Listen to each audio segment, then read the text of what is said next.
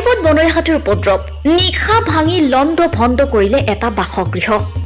বনাঞ্চল এৰি খাদ্যৰ সন্ধানত জনাঞ্চলত প্ৰৱেশ কৰা এটা বন্যহস্তীয়ে যোৱা নিশা সৰুবগীয়া গাঁৱৰ ভৱেন বৰুৱা নামৰ এজন লোকৰ ঘৰৰ বিস্তৰ ক্ষতি সাধন কৰে নিশা গৃহস্থ হৈ থকাৰ সময়তে এটা বনৰীয়া হাতী আহি ঘৰৰ দৰ্জা খিৰিকী ভাঙি বাসগৃহৰ বয়বস্তু লণ্ড ভণ্ড কৰি গুচি যায়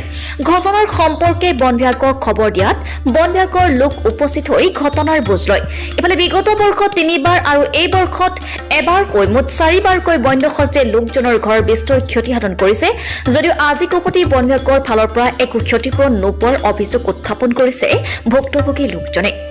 কলিয়াবৰৰ পৰা অনুপ বৰা ৰিপৰ্ট আসাম লাইভ 7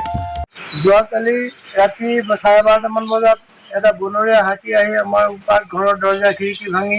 ভিতৰৰ বস্তু লণ্ড ভণ্ড কৰিছে আৰু ৰাতি সাৰ পাই উঠি মানে গোটেইখিনি মানুহ